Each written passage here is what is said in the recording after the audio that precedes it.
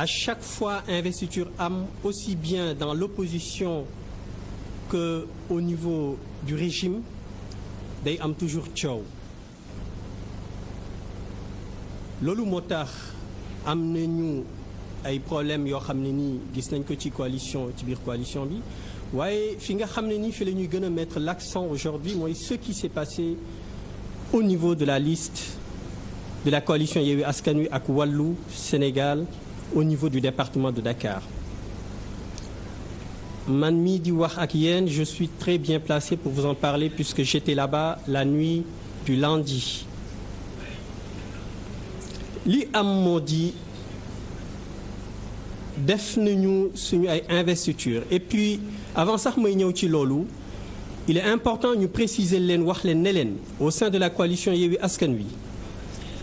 bi ñu dajee waxtaan pour xool naka la ñuy def pour def suñu investiture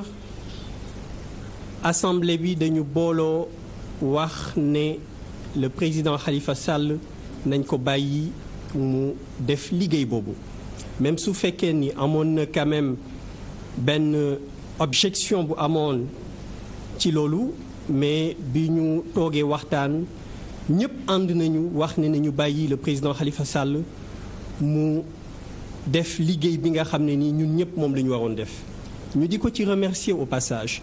parce que nekkul loo xamante ne nii yomb na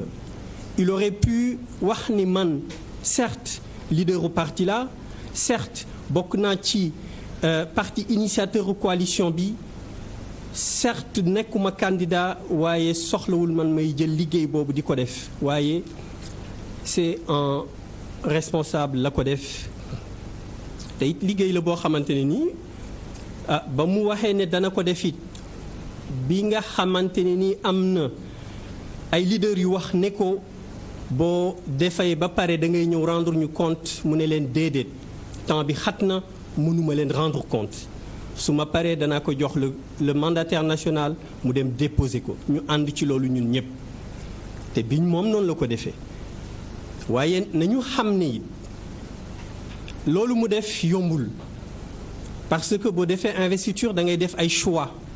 te boo defee choix dina am ñu dugg am ñu duggul te li jara fàttali moo di bokkoon na ci lu ñu wax ñu waxtaane ko au niveau de la conférence des leaders ñu waxoon ni 3/4 des leaders yi dañ leen di ñaan ñu dem au niveau des départements donc liste nationale bi li ñu bëggoon mooy 1/4 rek mooy nekk ci liste nationale bi waaye bi ñu demee ba ci biir gisuñu leader yu bëri yoo xam ne ni nangu nañ dem ci département yi et donc à partir de là il fallait nécessairement mu am arbitrage en tenant en compte de certains critères yoo xam ne ni dañ ko waxtaanee te bokk na ci critère bi gën a jiitu mooy parti yi gën a am doole yi gën a am représentativité puisque xam ngeen bu baax ni élection yi ñu jëm on a besoin d'un électorat de masse te électorat de masse parti yi nga xam ne ni ñoo am doole ñoo koy gën a porter donc loolu moo taxoon critère boobu ñu jiital ko te le président Khalifa Sall ci loolu la sukkandiku def listam waaye bi mu ko defee it comme ni ma ko waxee sànq am nañu kontaan am nañu kontaanul waaye li ci gën a am solo moo di su fekkee da nga nekk ci benn coalition wala organisation boo mën di nekk su fekkee ne am na lu la ca neexul li nga war a def mooy nga toog ak ña nga ko seqal ngeen échanger nga wax leen li nga xam ne ni kontaanuloo ci donc rafetlu wuñu nag li nga xam ne ni suñu yenn camarades leaders def nañ ko puisque amoon nañu possibilité ñëw conférence des leaders wax li nga xam ne nii moo leen neexul noonu la mbir mi waroon demee te it beneen bi mooy nit soo ko joxee mandat mu def liggéey boobu même boo jàppee ne ànduloo ci même boo jàppee ne ni mu ko defee méngoowul ak yow ni nga ko bëggee woon balaa ngay génn ci mbedd mi di wax nga toog ak moom nga déglu ko ba pare am na foo xam ne nii fa la ñu war a waxe ak foo xam ne nii waruñu fa waxee fi ñu toll ci contexte politique Sénégal amul benn leader bu war a doxalin boo xam ne nii dafay fragiliser opposition bi dafay fragiliser coalition muy Benno Bokk Yaakaar muy Yewwi Askan Wi muy Wallu muy beneen coalition bu nekk ci opposition bi donc dañu war a boole suñu doole dañu war a jiital intérêt généralu askan bi ba nga xamante ni suñu ay intérêt partisan dañ koy teg de côté. Donc loolu nekk na loo xam ne ni am na ñu ngi koy mettitlu waaye nekk na loo xam ne ni mënoon nañ ko regretter mënoon nañ ko éviter. Donc suñu camarades yooyu ñu ngi leen di wax qu'ils reviennent à la raison parce que liggéey bi ñu bëgg a def ñun ñëpp ñoo ko bokk te li ñu ci yéene mooy ñun ñëpp ñu àndandoo defandoo ko ni nga xam ne noonu la ko askan bi bëggee. Parce que coalition Yewwi Askan Wi bokkul nekkul ne rek purement ko moom wala Pastef wala Taxaw wala PRP wala PEM wala beneen parti. Coalition Yewwi Askan Wi Sénégal ñoo ko moom et moomeel gi ñu ko moom wane nañ ko ci élection yi ñu génn. Donc ñu ngi wax leader yi te it bu fekkee da nga nekk leader dafa am loo xam ne ni moom ngay ëppale ñi nga jiite mooy situation bu taxawee lu mu métti métti lu mu complexe da ngaa war a jël hauteur bu bëri jël hauteur ànd ak sérénité gérer sur situation boobu ba nga xam ne nii du am kenn ku mu gaañ ba nga xam ne ni yi askan bi nga xam ne nii moo tax ñun ñuy sacrifié wu suñu temps suñu moyen suñu matériel nga xam ne nii askan boobu dinañu gis seen bopp ci suñu doxalin. Loolu nekk na lu ñu bëggoon leeral ñu ngi leen di wax ne leen liggéey bi ñun ñëpp ñoo ko bokk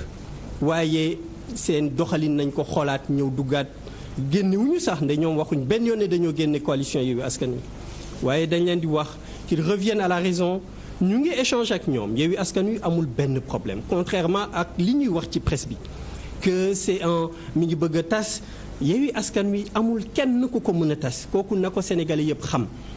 kenn mënul tas la coalition Yewwi Askan Wi. Loolu bu ñu ko waxee ba pare dañuy ñëw ci li nga xam ne ni xew na au niveau de la direction générale des élections. Le mandataire national dem na ci guddi dimanche ak altine pour déposer dossier yi nga xam ne nii ñooy dossier candidat yi ñu investir au sein de la coalition Yewwi Askan Wi mu ànd ci ak wàllu bi ñu demee def nañu seen liggéey am na ñu leen jàppale mu bokk ci parti waa PUR waa PASTEF waa Taxawu ñu ñëw jàppale mandataire national bi ci liggéey boobu waaw bi nga xamante ne nii def nañu liggéey boobu ba ak temps bi mu jël yëpp la nuit du lundi effectivement man ci laa dem au niveau de la direction générale des élections fekk liggéey bi avancé na li desoon bariwul mu desoon quelques départements yu ñu waroon déposer et bi ci gënoon ràññeeku mooy bu Dakar département de Dakar mu am ay échanges yu am xam naa ne le président Ousmane Sonko dana ci ñëw même su fekkee ne échange yi am na benn lenteur boo xam ne nii mënoon nañ ko éviter am na bi mu amee man maa ngi taxaw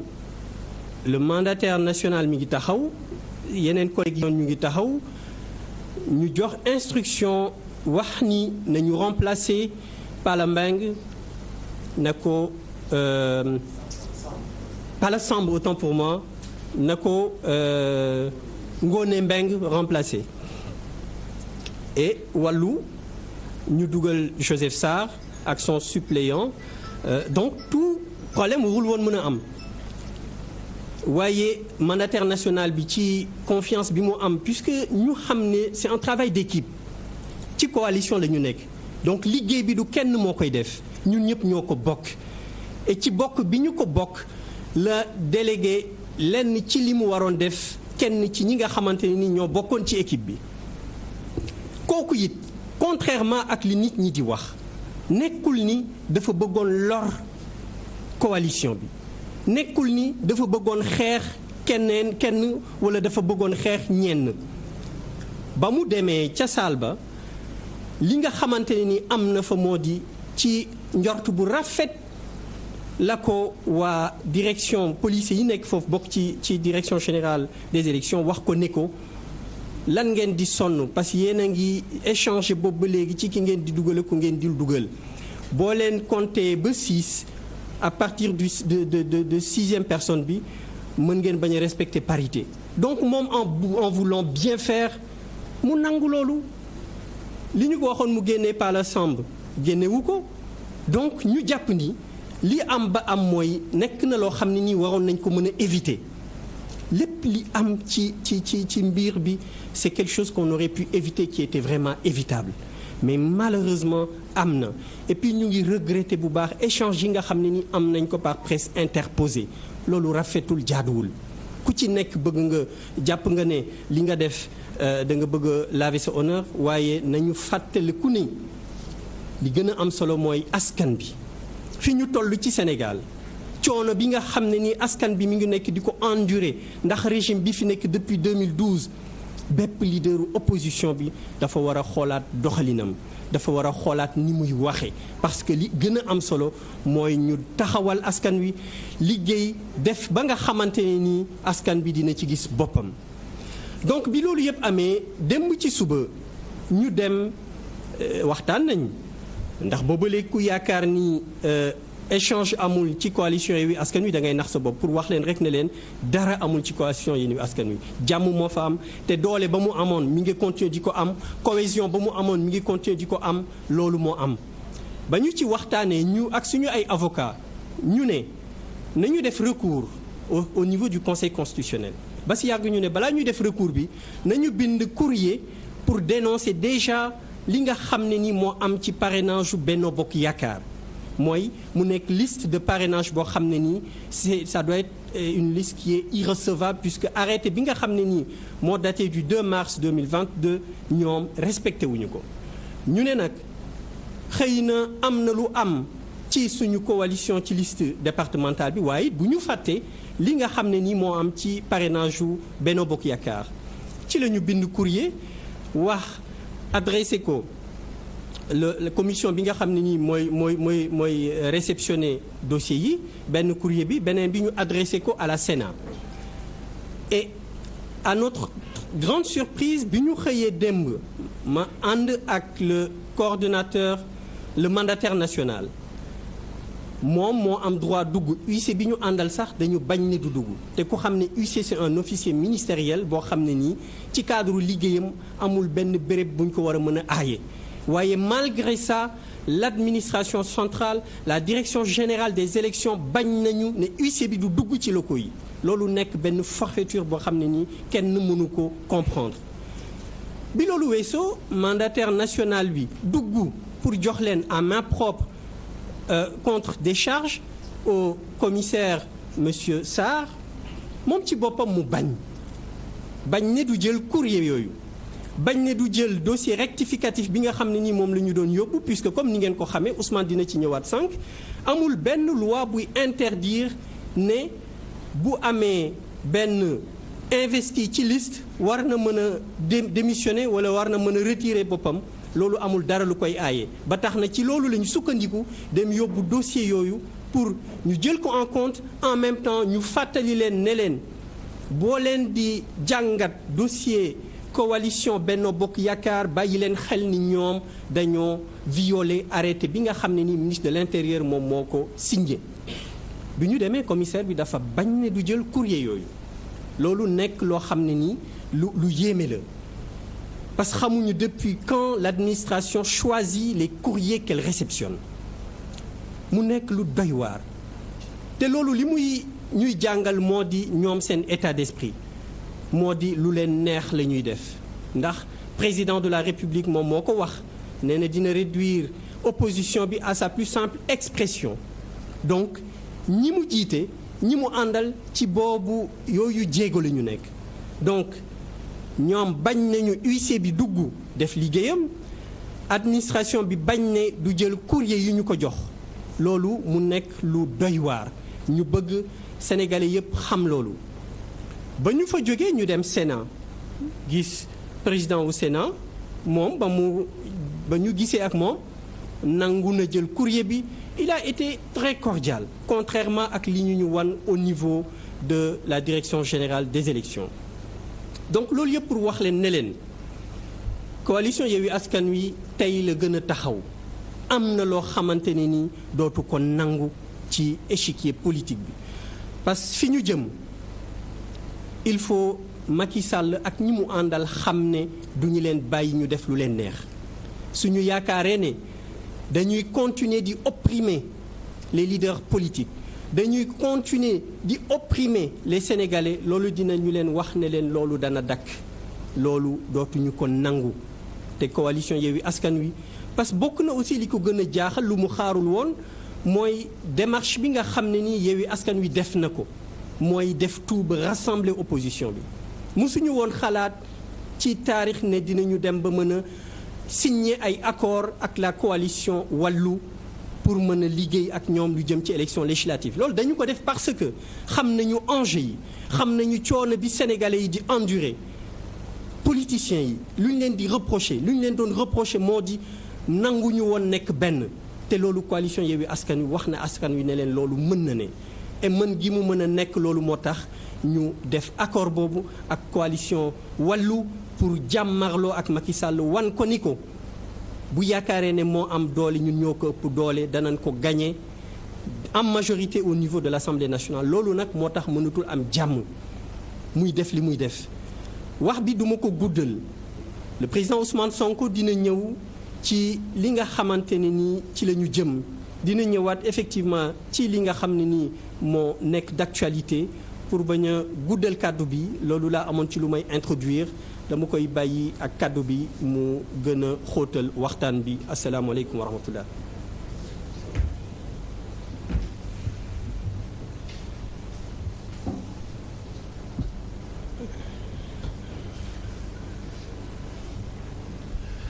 jërëjëf sëñ Cheikh Tidiane ñu ngi nuyu ñëpp di nuyu waa presse bi fi teew di leen masawu ndax buñ leen di yéegal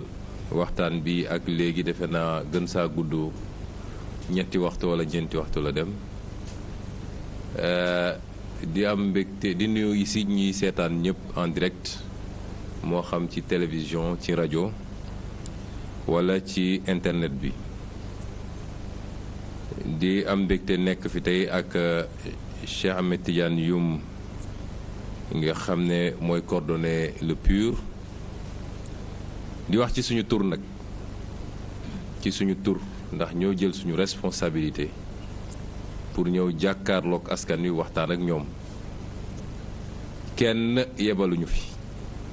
xam ngeen bi mbir mi commencé ba léegi defe naa déggu leen ñu si ndax dañu nekkoon ci yeneen waaye dañu jàpp ni wax ju ne dañ koy wax ci jamonoom ndax Sénégal actualité day am rekk ku nekk ku xam ak ku xamul ku nekk daal di créer sa propre vérité bu dee nag da nga dugg ci cacophonie boobu rekk boo moytul sa baat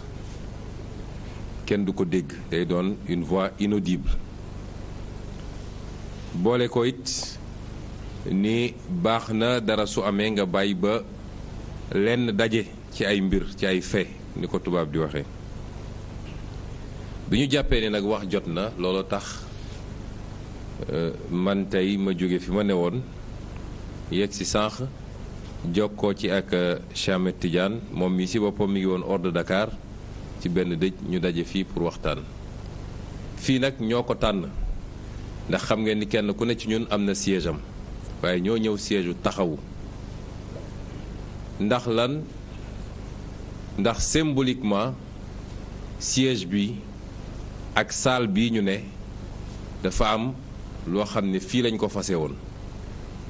ci salle bi te foofu la ñu bëgg a tàmbale dinañu waxtaan ci ñetti pàcc bu ci njëkk mooy li nga xam ne xew na ci biir Yewwi ba tax ñenn ci kilifa Yewwi génn am lu ñu taxawee am lu ñu wax ñaareel bi mooy li xew ci dépôt liste yi ci boppam ñetteel bi nag te moo ñu ëppal yitte ñun mooy li nga xam ne moom la ñuy dëgmal ndax Macky Sall faaw ñu jàmmarloog moom loolu mënul ñàkk loolu moo ñu gën a yitteel fi mu toll nii donc pàcc bu njëkk bi dama bëgg a fàttali nit ñi nii fàttali ko sama bopp fàttali ko képp kuy leader te bokk ci Yewwi Askan Wi waaye fàttali ko askan wi it su dee jar na ko sax ndax dafa mel ni askan wi daf ñëw jiitu ñun ci li nga xam ne mooy mbébét ak projet Yewwi Askan Wi waaye damay fàttali damay joxe benn màndarga liste yi ñu fi annulé bëri na te du ay liste benn dëkk du liste benn département waaye liste nationale lépp ñu boole ko annulé ko ne sa parrainage matul pourtant coow li tollul nii de ñu ne benn liste Yewwi Askan Wi sur 53 xaw ma wala 54 boo ci boole liste nationale donte liste bu am solo la ndax mooy listu Ndakaaru waaye dañu ne benn liste Yewwi Askan Wi la Macky bëgg a naxasaayal coow li ne gàññ loolu day firnde benn mbir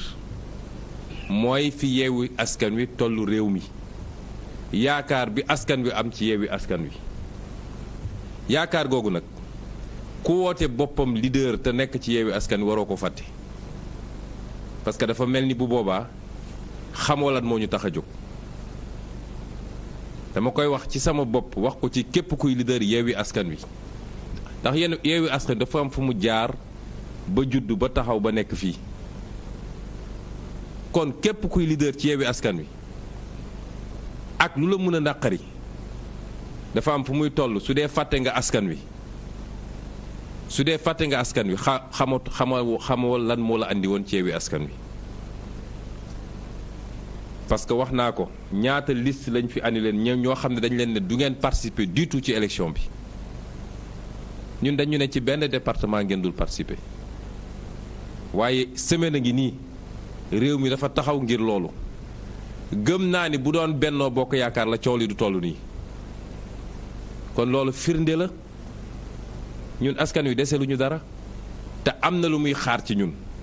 mooy ñu mën a fàtte suñu bopp tuuti waaye man la rek man la nañ ma fal su dul man réew mi defe naa boykat bi loolu la waxoon loolu dafa rafetul nañu waxante dëgg su ma defee précision boobu nag dinaa wax ni salle bii la ñu daje gën saa gudd def naa war na def 15 jours ci gannaaw ñu réunion ñu ne léegi dañu war a tabb bi ñu waxtaanee Cheikh Tidiane wax fàttali na ko léegi dañu ne woon nañu fexe ba 70% des leaders nañu dem ci département yi parce que élection bi ci département yi la du ci liste nationale li gën a yomb ci élection législative mooy nga ne maa ngi làqatu ci liste nationale te dañ ma fexe ba def ma place bu may nekkee député waaye élection bi ci liste nationale ci liste départementale yi lañ koy gagné bañ na ba moom bi ñu demee ba coow am ci naka la ñuy def ba joxe 7 députés yi ñu war a mottali bi coow li amee dafa dem jël ay député ci liste nationale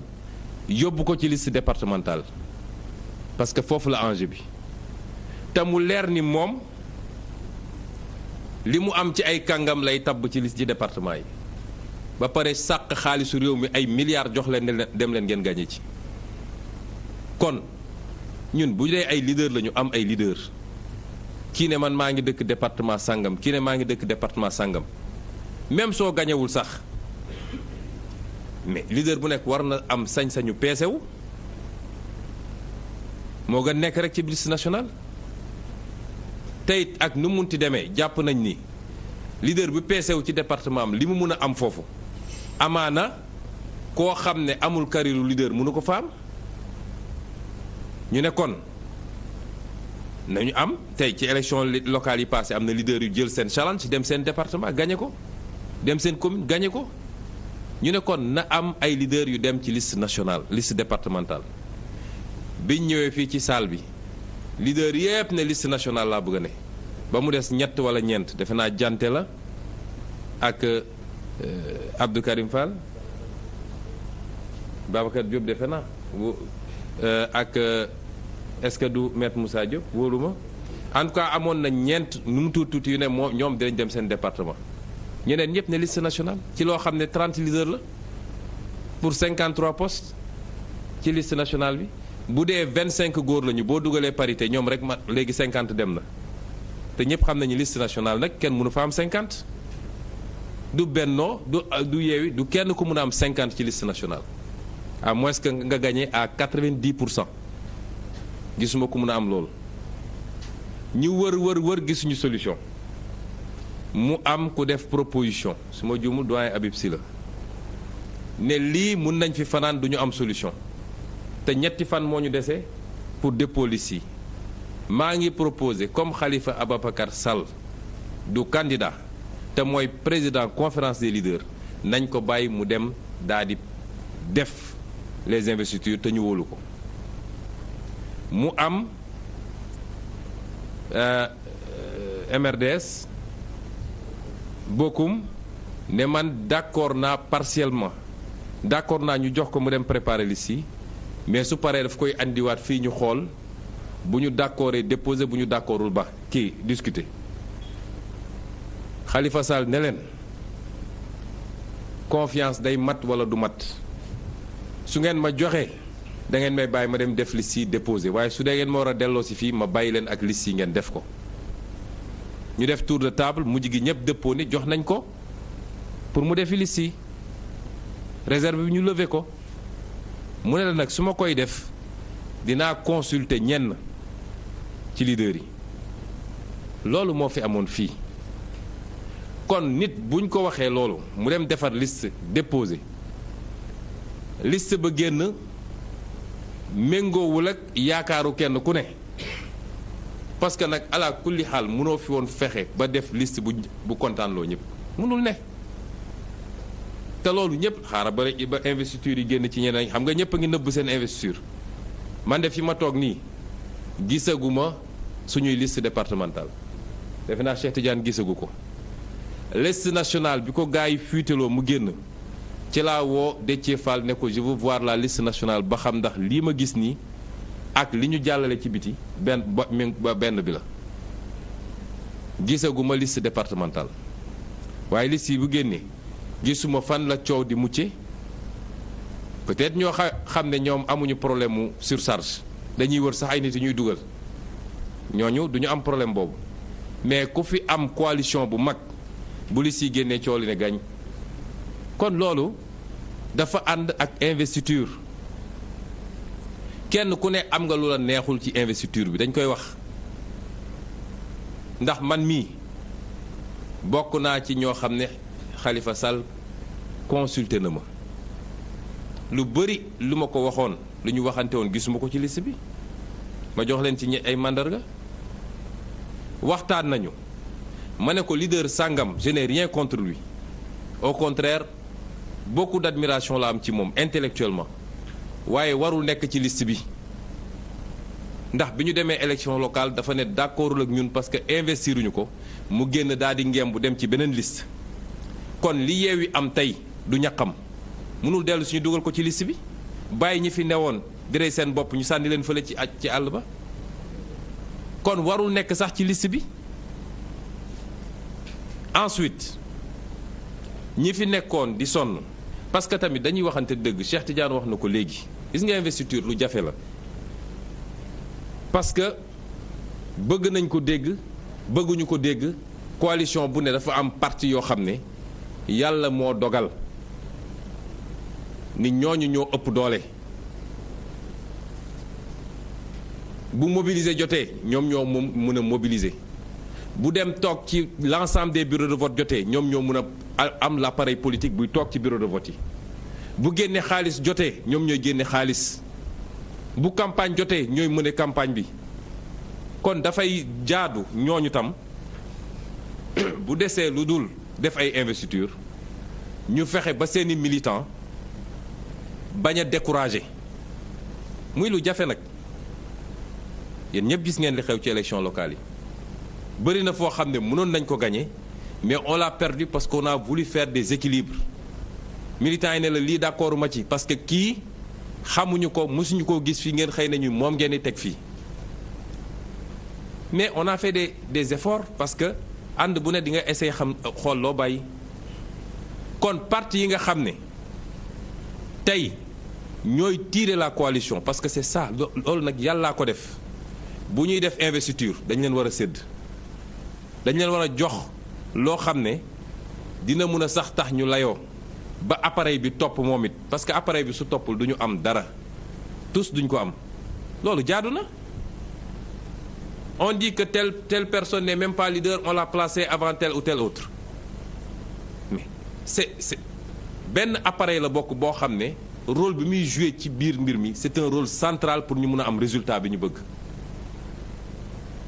te malgré tout du ñu am lu ñu bëgg mukk parce que kenn ku ne ci ñun say parti ngi bëgg a tas parce que les militants à la base aussi ñoom jàpp nañ ni voilà ñun suñu parti ni mu toll et cetera et cetera te loolu it leader bu ne da ko war a bañ ak ay militants am na loo war a fexe ba yóotu c'est normal mais bul nangu mukk say militants bëgg la gëmloon da nga war a jël lépp parce que suñu amuloon besoin def coalition kenn ku ne bu wóoloon ni moom mun na demal boppam moom dong jarul ngay dem coalition mais doone damay ànd ak nit ñi ba pare ñëpp dama leen ni wéq ñu dem fële man ma dem man dong donc loolu it ñun waruñu koo nangu suñuy militants bu li sii génne di ngeen gis coow li bëri maa fi njëkkoon maa fi defoon lii maa fi la te amul lenn loo xam ne dafa méngoog li sénégalais di xaar ci ñun waaye maa war a falu loolu rek mooy coow li man la sudul man réew mi tas na parti bi tas na dem naa sama yoon pression yooyu souvent les leaders di subir mooy andi yu bëree bëri te nañ ko gis après mais comment trouver le juste équilibre muy exercice bu jafe donc ñu waroon def investir ci base boobu beneen mandarga bi ma mun a joxe man dama jàppoon ni bu ñu génnee ci loolu nañu xool ay leaders yoo xam ne parce que gis nga mbooloo mooy doole ku vivre lu ñu vivre mois de mars février mars bi année 2021 Sénégal yëpp bu ñu jóguloon taxaw lan la honorable Aïda Mbodj joué ci affaire bi lan la Mamba Guirassy joué ci affaire bi lan la Cheikh Bamba Dièye joué ci affaire bi lan la Dame Mbodj joué ci affaire bi pendant ce temps amoon na ay leaders de mon parti yoo xam ne ñemeetuñu woon sax jël seen téléphone nee nañ ils étaient sur écoute dem wut fu ñu gas suulu kon dafa am loo xam ne dañ ciy toll da nga soxla doole ñëpp pour jëlee fi li fi ne loolu indi coalition et il faut trouver le dosage qu'il faut le dosage parfait n'existe pas te du mus a exister mais su dee def nañu loolu man jàpp naa ni am na ñoo xam ne peut-être yoruñu appareil yu rëy rëy yoruñu parti yu rëy rëy mais man gënuma leen sonn ci coalition bi bu ñu dooree ba léegi ñu ngi fii ci premier rang yi fu ñu mus a fanaan àll ñu nga fa fu ñu mus a et cetera ces gens-là mérité ñu xool nu ñuy def ba ñu figurer en bonne place ça n'a pas été le cas pour certains ci ñiy ñëw te di bees man jàpp naa ni ku mel ni Dame Mbodj su taxawoon assemblée mais c'est un bon député te je l'ai défendu et j'ai été surpris de ne pas le voir sur les listes kon kenn ku ne ci ñun am nga lu la neexul ci liste bi dañuy waxante dëgg rek kenn ku ne am nga ko mais est-ce que mun na justifier ñu ne tey ñu tas coalition bi bu dee Sénégal moo ñu tax a jóg parce que Sénégal jeexul de commencé gul sax te bu ñu yàlla mayee ñu egg fi ñu bëgg a yegg bu dee servir rek moo tax nit ñi jóg liggéeyal askan wi ba dugg boîte vocale comme disent les gosses mais y aura de la place pour tout le monde kon bu ñu génnee ci loolu man dama jàpp ni kenn ku nekk ci ñun kuy leader war nga ànd ak tey ak dal d'accord naa nga exprimer sa frustration dégg naa ñu ne Ousmane Sonko dictateur la dafa génne nit ci groupe WhatsApp bi leader bu ne dafa mer amul lu muy def lu dul bind naan l'ancien pensionnaire de Rebeuss voleur de riz et de mil dama lay génne ci groupe bi duma ci waxaale parce que c'est incorrect kooku démb ak barki démb xama woon loolu ci moom bu la defoon deuxième place nga ne wu waa ji mooy waaja defu la foofu nga dugal di saaga ma génne ko ci groupe bi te ku fi saagawaat ma génne ko ci groupe bi amul luñ ciy xaar donc groupe bi c'est un groupe ouvert débat yaa ngi ci yum gis na ku nekk ngi wax loo xalaat avec des mots yenn saay sax truc mais ay xaste ak ay saaga xaju fa groupe bi man maa ko créé ku ci wax lu dul noonu dama ko ciy génne et je l'assume. Alors donc ñu bëgg a wax tous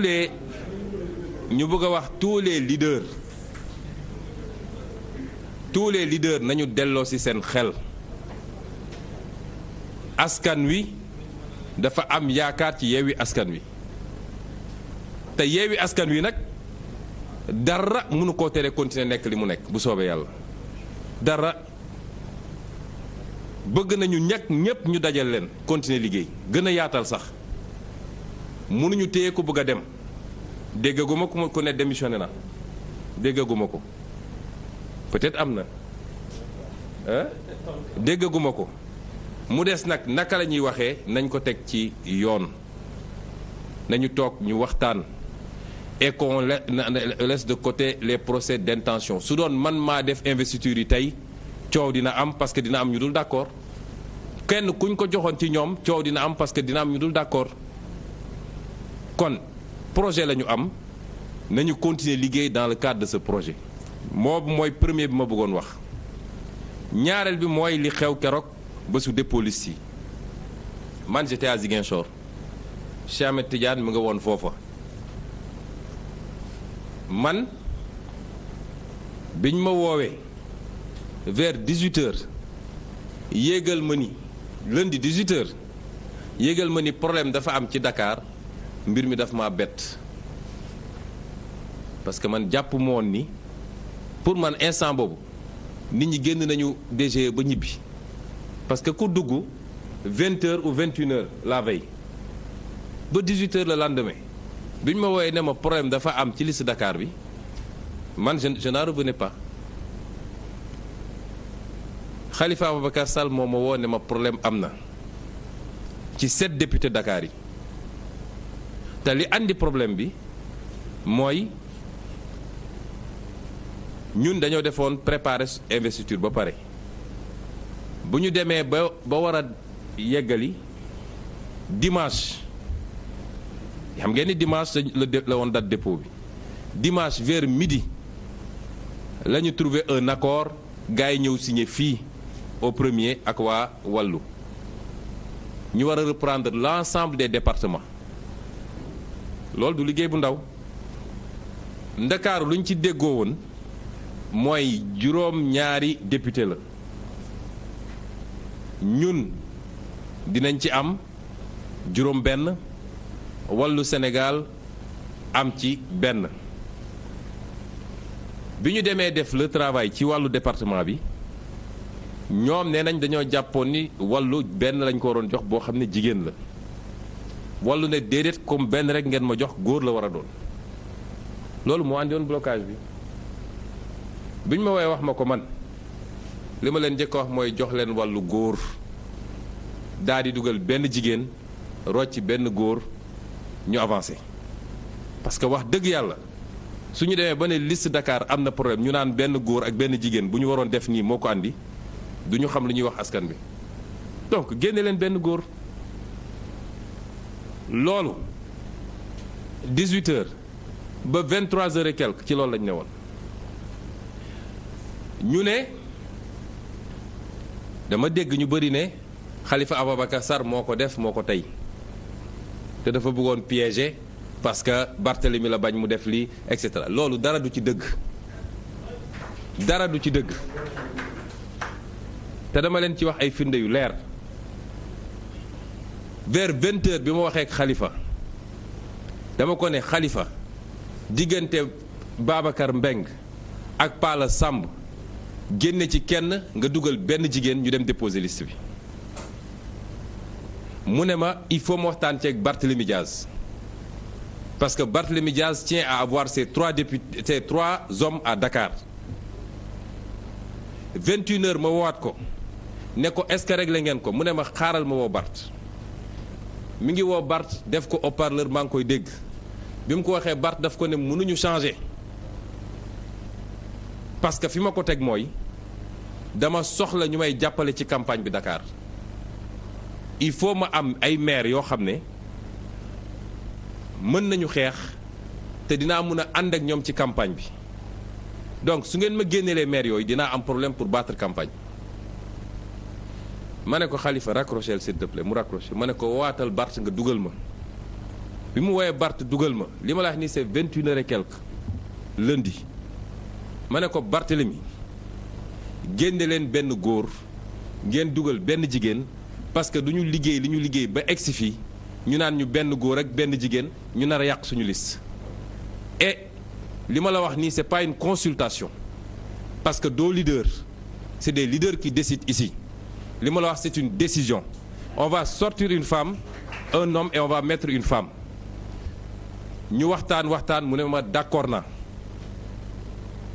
nañu xool léegi moom Khalifa na woo Pala pour wax ko ñu arrêté loolu bi ma toogee ba 22h il y a pas d'évolution j'ai appelé Déthié Fall ma ne ko Déthié non yum mii moom ma woo il était à la direction générale des élections mu ne ma il y a un problème et cetera ma ne ko passe ma Déthié il me passe Déthié ma ne ko Déthié génneel un homme nga dugal une femme tu déposes la liste parce que tamit nag coalition bi diw moomu ko diw moomu ko fait ça ñu avancé il me dit écoute nañu xaar tuuti comme dañoo ànd bu rafet ba fii nañu xool nu ñuy def ak suñu nos amis de taxawu pour bañ mu mel ni dañoo wañ seen loxo forcer leen def affaire bi ma ne ko léegi Déthié suñu toogee ba 23h30 minuit waa taxaw décision qu'est-ce qu'on fait mu ne boobaa je prends mes responsabilités je fais ce que j'ai à faire je dépose ma ne ko d'accord noonu ba Khalifa vers 23h et quelques mu ne ma on a trouvé un accord on va sortir Pala et on va mettre Ngoné Mbengue lii soo gisee ma wax ko c'est pas que dama bëgg a nettali ay affaire u biir mais dama bëgg ñu génne lenn mooy les gens de mauvaise foi nga xam ne duñu wax dëgg mukk ak nu ñu def ba yàq jàpp nañ ni mun nañu féewale Barthélémy Diaz ak Khalifa Sall wala Ousmane Sonko ak Khalifa Sall dégg naa ci kenn koo xam ne dafa fen a fen ba ñuul kukk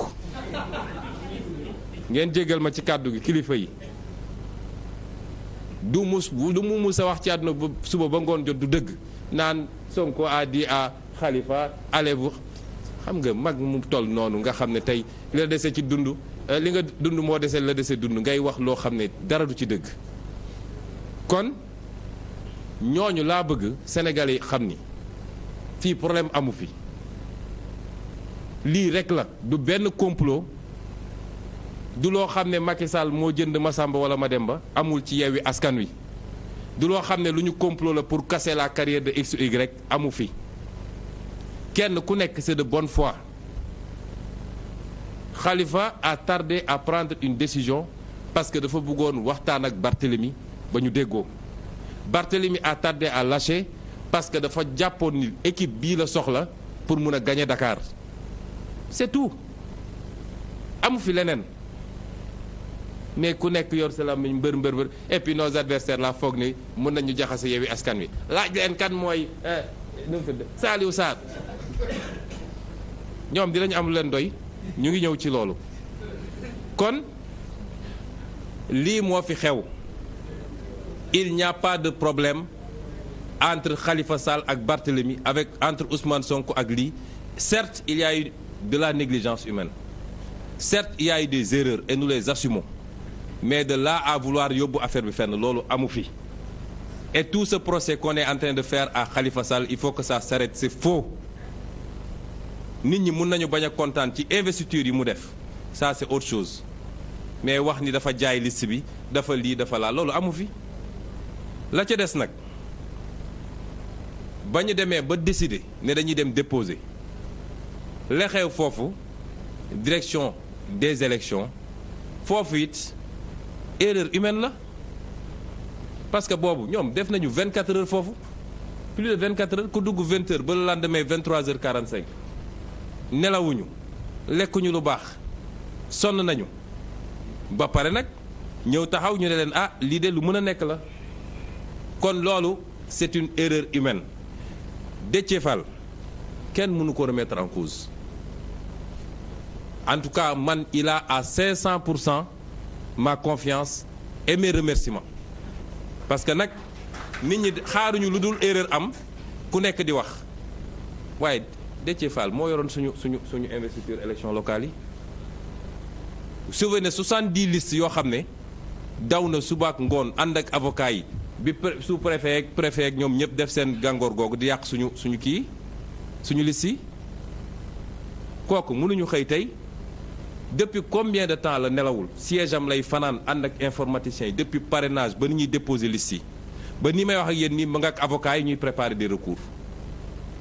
les gens sont tranquillement dans leur salon taal seen truc yàkkamtuñu lu dul erreur bu ndaw am ñu loo mës a def ci àdduna baaxatul il faut qu'on arrête ça. D'accord, erreur am na négligence am na peut-être même naïveté am na mais loolu mun na dal kenn ku ne ci ñun ça ne remet absolument pas en cause ni l'intégrité ni l'engagement ni la probité ni la détermination des gens et ils ont besoin du soutien de l'ensemble de la coalition et de tous les Sénégalais parce que pièce indispensable lañ ci coalition bi. Je dirais la même chose pour Saliou Sarr et ce qui est déplorable c'est que ñu du génn ku nekk di wax parce que ñun ñëpp demandé woon nañ leen man woo naa Saliou Sarr wax ak moom ba mu ne ma may naa la ko du ma wax le lendemain mu wax on a fait la même chose avec Déthié ça on le déplore mais nit ay nit la loolu mun na am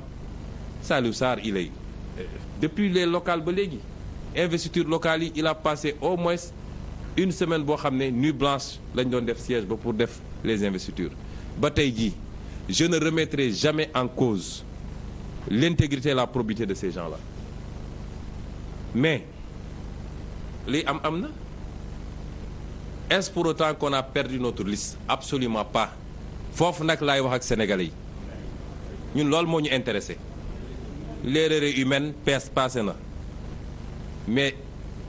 qu'on me sorte une seule disposition de la Constitution ou de la loi électorale bu wax ni avant le début des contrôles du contrôle juridique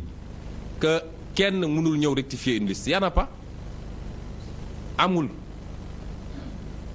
amoon na ci loi yu njëkk ya ñu dindi ko depuis 2001 amul 2021 du moins donc amul la direction générale des élections bu ñu fontoo nit ñi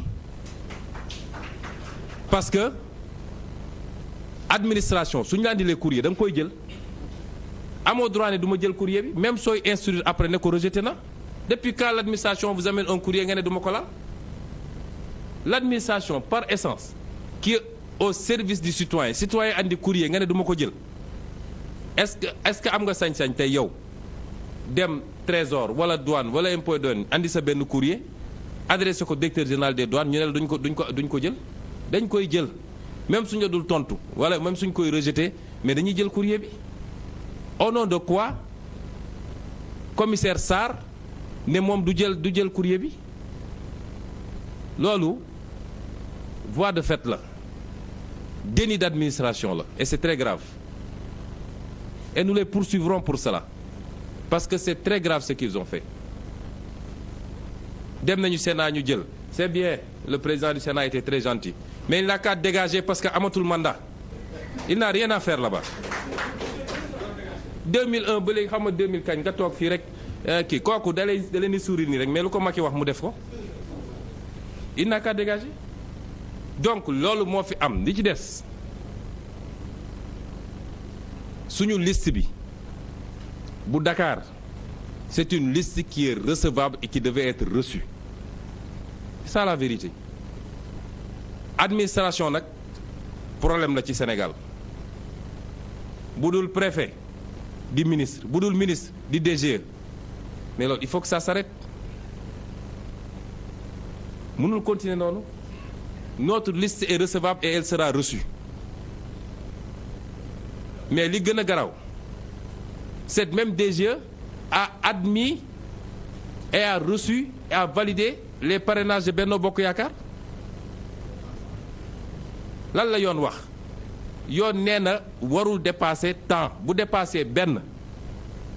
c'est-à-dire du ma ne benn nit sax bu parrainé waaye benn tànk sax bu débordé dàq nañu liste boobu loolu la yoon wax conseil constitutionnel feddali ko ci li ñuy wax jurisprudence Gakou tey ñu ne dañuy jël parrainage Benno Bokk Yaakaar te Benno Bokk Yaakaar dafa déposer lu ëpp loolu waaye ñii ñun lan moo tax ñu war ñoo yeb nag ñun daal ñooy encaisser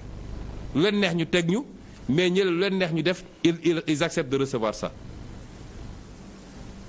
moo tax ñoom ñu ngi fële ak avocat yi di bind ay recours man gëwuma seen recours yooyu de conseil constitutionnel bi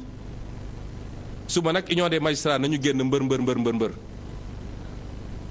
bu ñuy dem di leen noggatu ba di filmer seen i audience di seen i audition du ñu génn wax gis nga réew mi suñu moytuwul administration justice ak Macky Sall ñoo ko nar a taal ma wax ko ñëpp dégg ko nag parce que doole gi ñuy jaay nit ñi mun nañ ko jënd ëpp ñu ci réew mi de ëpp ñu doole tax xam nañ ci dara fit bi ñuy jaay parce que ñi ngi làqatu ci gannaaw alkaati te nañu fexe nag bis bu ñu ñàkkee nguur nañu am ngor ñun nii ñu ñemee taxaw ak ñoom ñu yor nguur yor justice yow lépp ñuy xeex ak ñoom bu fi kenn dem ci sëñ si naan daf maa bëgg a tëj de yëfu yàmbar yooyu amatu fi de ils n'ont qu'à encaisser xëy wër ci rajo yi télé yi di saaga nit ñi di wax parce que yaa ngi làqatu ci gannaaw alkaati yaa ngi làqatu ci gannaaw justice yaa ngi làqatu ci gannaaw Macky Sall loolu yëfu buqat la ñun nag li ñuy wax dafa leer te li may wax nii Yewwi ak Wallu la concerné parce que sacrifice yi ñu def alliance bi ñu def ak Wallu c'était pas évident du tout ndax ku fi nekk rek xam nga ni ñoll yu am ci diggante yi xaw naa bëri li nga xam ne mënoon a nekk ay obstacle bëri na waaye bu ñu demee ba def ko dafa fekk dem nañ ba gis ni réew mi moo ñu war a gënal suñu bopp téeméeri yoon te il faut ñu sauver réew mi alliance boobu nag la Macky Sall bi mu ko yéegee defe naa nelawatul lekkatul alliance boobu la foog ni mun na ko gàkkal mun na ko galgal ci lii mu def nii moo tax dama wax ni Yewwi ak Wallu laa waxal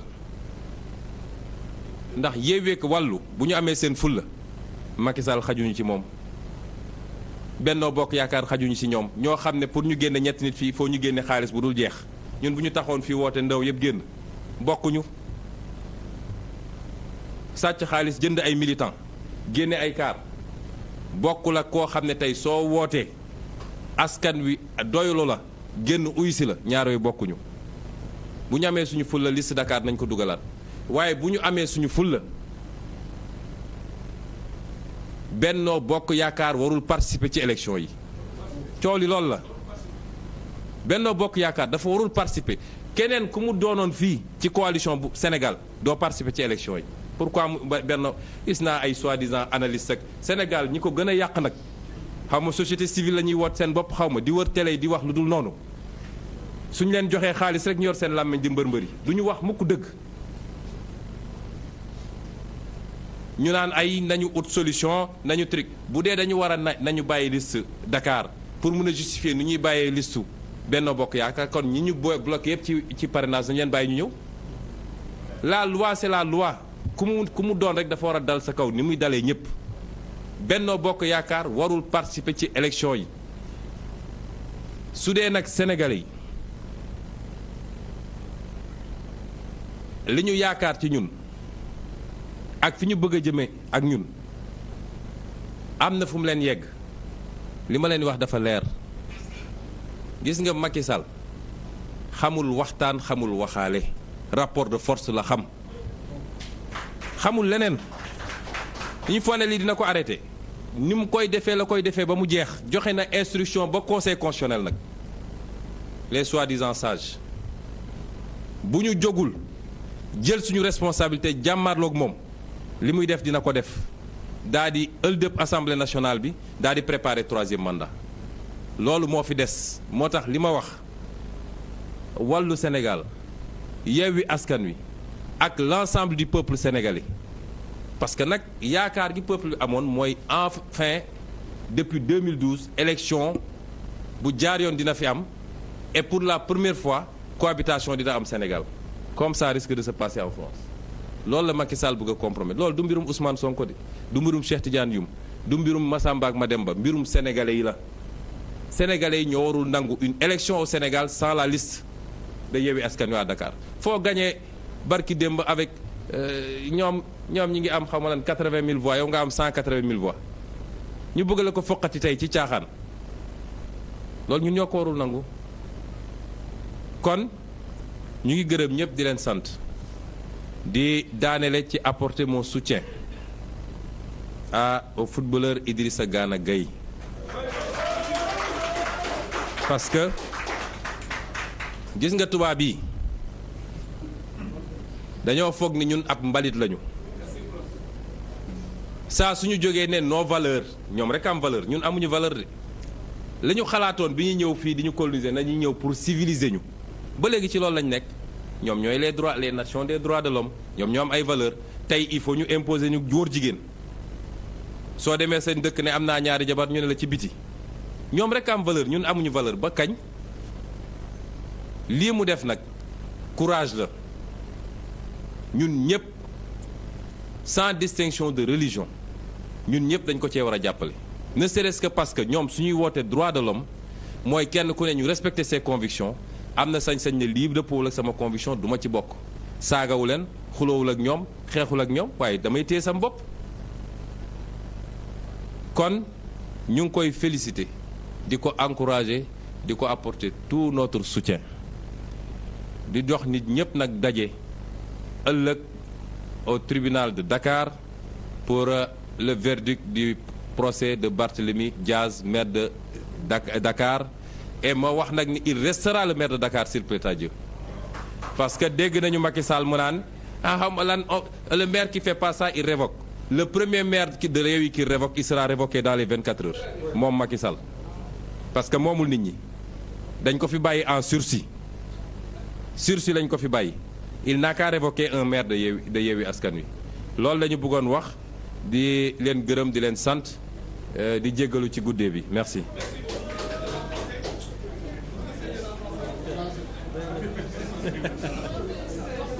Merci.